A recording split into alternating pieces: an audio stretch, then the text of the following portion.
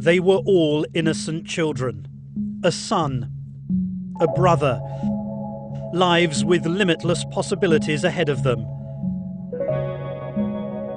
But what these boys would grow up to become: brutal killers. Could their brains have provided a roadmap to the sickness that would consume them? Every mean, vicious psychopath, once upon a time, was an innocent young baby. For some people, the die are cast early in life. Recent research suggests that psychopathy is evidenced in the brain, and that those who wind up killing over and over may have been born to do so. It's only recently, with the advent of molecular genetics and brain imaging techniques, that we've been able to peer into the minds of murderers really for the first time. We began our exploration into the inner workings of the brain along a remote highway in Texas, headed for death row, where I sat down with a 45-year-old man who could arguably have one of the baddest brains in America. The first time I did a shot of dope, it was the best feeling I ever had in my life. And the first time I killed somebody, it was such a rush. And it was just like that shot of dope. Every time I did it, it was that rush again. And I started chasing that high. Tommy Lynn Sells was once a little boy growing up in St. Louis, but around the age of 14, he says he became addicted to killing. How many people have you killed? Lord, I don't know. I don't know. 10? Yeah, 20? probably.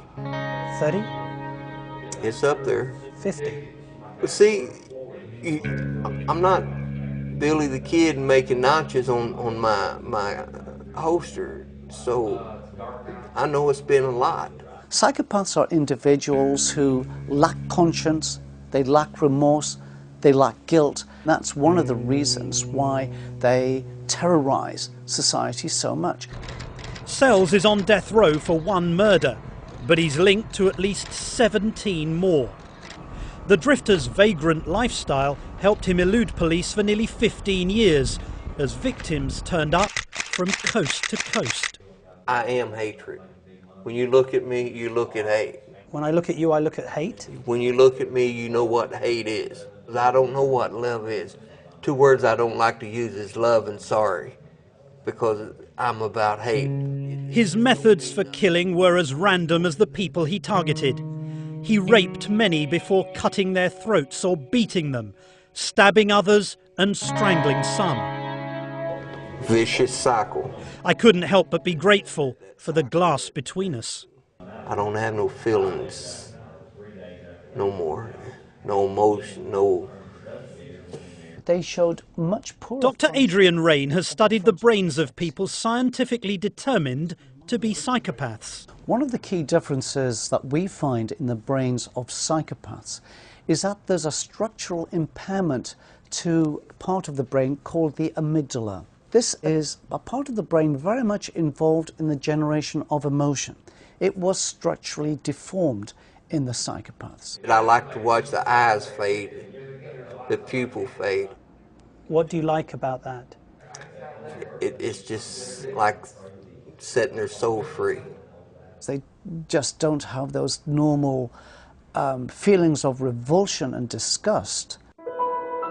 They are the last images of the Dardeen family. One sadistic crime Sells confessed to shows the callous, unemotional disregard for human life typical of psychopaths. A 30-year-old mother, 7.5 months pregnant at home with her 3-year-old son, both bludgeoned to death. What are you thinking and feeling when you kill someone? It's just like that drug. I'm after that drug again. I don't have an on and off switch. I'm just after that drug. I'm after that feeling. During the beating, Eileen Dardeen went into spontaneous labour, giving birth to a daughter who investigators believed to be alive at the time.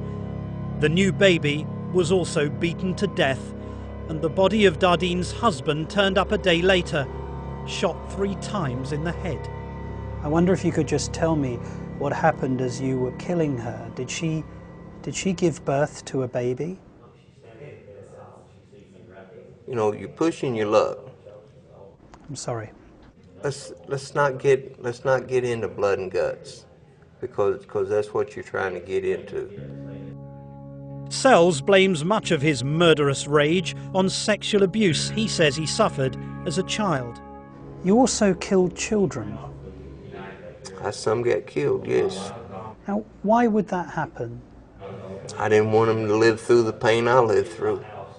It's biology plus environment. It's biology coming together with environmental insults which raise the odds of an individual becoming a violent criminal offender. I tried to get in this door right here. 2 days after his final murder, Tommy Lynn Sells walks police through the crime scene. And I opened the window all the way up, well, about like this, and I climbed in. Okay. We kind of stayed up a little later, and we got in a little fight about where we were all going to sleep. We laid there and talked, I bet. We talked about, at the time, like Britney Spears and NSYNC. Crystal Searles, 10 years old at the time, was sleeping over at her friend Katie Harris's. A decade later, that night is still fresh in her memory. I woke up startled a little bit, and out of nowhere, and I was kind of confused, to a loud noise. I woke this girl up. Her friend Katie was asleep on the bottom bunk. I cut her bra. I kind of just like leaned my head up a little bit, and I could see that there was this scary older man that I'd never seen before. And I stabbed her here, and then she like jumped back, and then I cut her like this right here. And he had a hand on her mouth and the knife on her neck, and she's looking at me, and he just cut her throat, and she fell to the ground. And she fell down right here. I heard Katie at the bottom of the bed, on the floor at the bottom of the bunk bed. She was like gasping for air and choking, like she couldn't breathe. 13-year-old Katie Harris lay dying on the floor. He was about to shut off the light, and he looked one last time, and he noticed that I was there. And he didn't hesitate at all. I mean, just shut the door, came right back towards me with the knife. And I walked over here, and I went like this. The only thing that he said is, move your hands, because I had him up here, and he reached over the top bunk and cut my neck. Sells sliced Crystal's neck, severing her windpipe and grazing her carotid artery. I am very sure he thought he killed me. Crystal Searles identified Tommy Lynn Sells as her assailant and her friend's killer, putting an end to his homicidal spree. Do you remember the little girl who survived? Yes. There's not a day that goes by that I don't think about her. What did you do to her, sir? Her neck was cut How did you do that? with a knife. Do you have anything to say to her, the little girl who survived? I guess you'll relay this message too. It's very difficult to control a psychopath. They're the person in control. And in fact, in an interview, psychopaths tend to take control of the interviewing. What's your name? Martin. Martin? Yes. Can I call you Tommy? Oh, without a doubt. I don't think she really wants to hear what I got to say. What did you see in his eyes? To be honest, he seemed blank. I mean, there was no emotion. It wasn't hard for him. All he would say is, move your hands. You know, it was just, I mean, after what I'd seen him do, he had no emotion in his eyes. That emptiness evident as we spoke. So what if I called you something that you didn't like? And you'd think about killing me? Well, if we was in a fight and, get your head down in the concrete, then, so be it. But What happens when my head goes down to the concrete? well, what do you think happens? It cracks like a coconut.